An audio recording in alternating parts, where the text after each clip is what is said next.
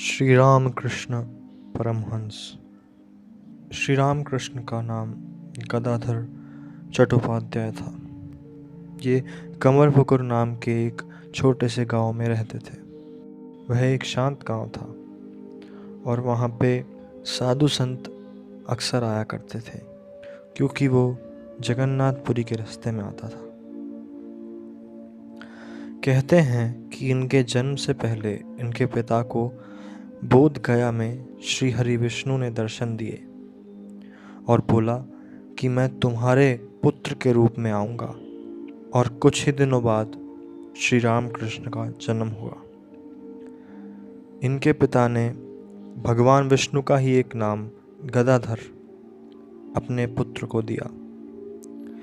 ये 19वीं सदी के बहुत बड़े बंगाली संत थे। इनको बहुत छोटी उम्र से ही समाधि आने लग गई थी। 6 साल की उम्र में आकाश में काले बादलों के सामने हंसों को देखते ही इन्हें पहली समाधि आ गई। ये वहीं बेहोश होकर गिर गए।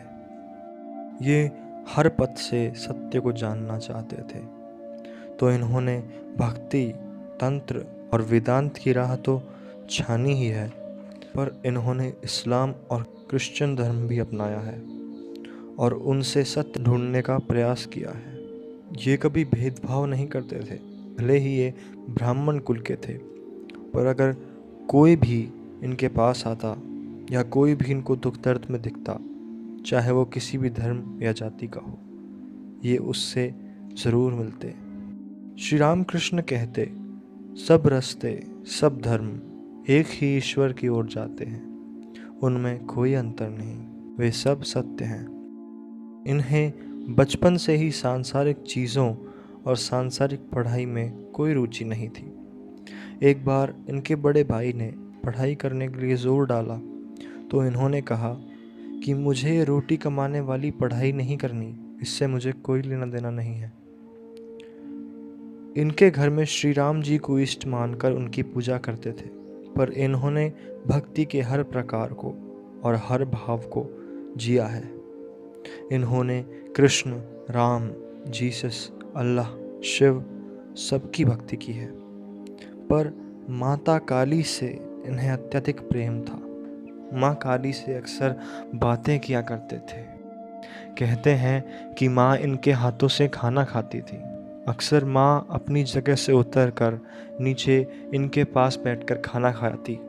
इन्हें भैरवी नाम की एक वैष्णव तांत्रिक ने तांत्रिक विद्याएं सिखाई। ये सब कुछ बहुत जल्दी सीख जाते थे और उसके शिखर तक पहुंच जाते थे। माँ भैरवी और जो भी लोग इनसे मिलने आते, सब इन्हें अवतार ही मानते, क्योंकि इतने कम समय में इतनी आध्यात्मिक उन्नति एक अवतार के लिए ही संभव है। कई वर्ष बाद तोतापुरी नामक एक अद्वैत साधु इनके पास आए। उन्होंने इन्हें अद्वैत की दीक्षा दी। तोतापुरी एक बहुत महान संत थे, पर वे भी अचंभे में रह गए कि जो साधना मैं 40 साल से कर रहा हूँ, वो रामकृष्ण ने 3 दिन में कैसे कर दी।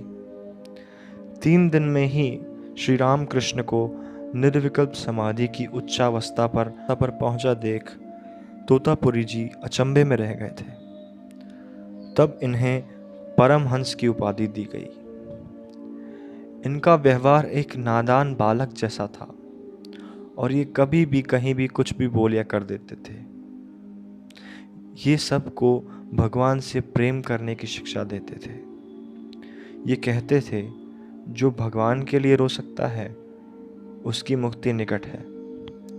ये दक्षिणेश्वर काली मंदिर के पुजारी थे, जो कि रानी रश्मोनी ने बनाया था, पर ये उन्हें भी नहीं बख्शते थे। एक दिन ये माँ की पूजा कर रहे थे और रानी रश्मोनी वहाँ बैठकर कुछ और सोच रही थी। जैसे ही ठाकुर को भनक लगी कि रानी रश्मोनी का आरती में ध्यान नहीं, उन्होंने उन्हें एक थप्पड़ जड़ दिया। रानी रश्मोनी ने भी समझकर अपनी गलती मानी। इनका पूजा करने का ढंग भी बहुत अलग था। कभी तो ये माँ को झूठा भोजन चढ़ा देते और कभी ये माँ का भोग बिल्ली को खिला देते। ठाकुर कहते, उस बिल्ली में भी तो वही माँ है जो वहाँ मूर्ति में है। एक बार राधाकांत मंदिर के श्री कृष्ण की मूर्ति गिरकर थोड़ी टूट गई। सबने कहा अब इसे मंदिर में नहीं रख सकते, इसे कहीं और छोड़ आओ। फिर भी सबने सोचा कि एक बार श्री रामकृष्ण से पूछ लें कि उनकी राय क्या है। जब उनसे पूछा गया तो वो बोले कि अगर तुम्हारे बेटे का पैर टूट जाता तो क्या तुम उसको कहीं और छोड़ आते? नहीं ना, तो इन्हें कैसे छोड़ रहे हो? इस तर्क से वे सब बहुत प्रभावित पर अचंभित थे। श्री रामकृष्ण ने उस मूर्ति का पैर ऐसे जोड़ा कि पता ही नहीं चलता कि वो पैर कभी टूटा भी था। इन्हें काली माँ का पहला दर्शन तब हुआ जब इन्होंने माँ के दर्शन ना होने की तड़प से अपनी जान देने का निश्चय किया। इनको सामने एक खड़क दिखी और ये उस खड़क पर झपटे और उस खड़क को अपने गले के पास जैसे ही लाए, तभी भवतारिणी माँ ने प्रकट होकर इनको दर्शन दिए। श्री रामकृष्ण को उनके भक्त ठाकुर नाम से बुलाते थे। वे सब इनकी एक भगवान मानकर सेवा करते थे और ये उन सब का भला करते थे। इनका प्रभाव उस समय के ब्रह्म समाज और आर्य समाज पर भी दिखाई देता है। इनके सबसे प्रिय शिष्य थे नरेन, जिन्हें बाद में स्वामी विवेकानंद के नाम से जाना गया।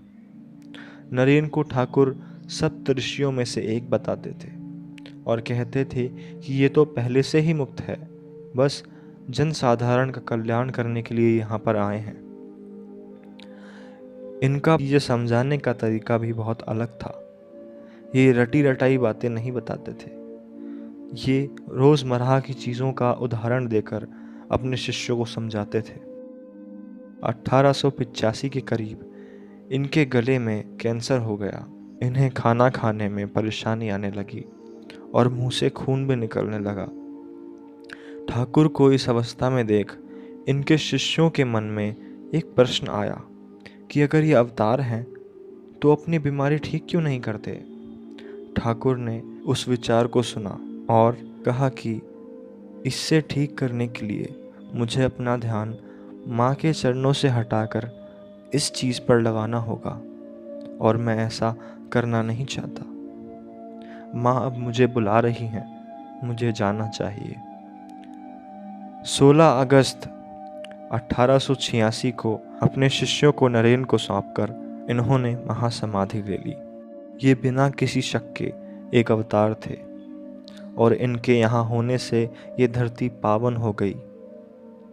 हम इन जैसे महान अवतार को नमन करते हैं।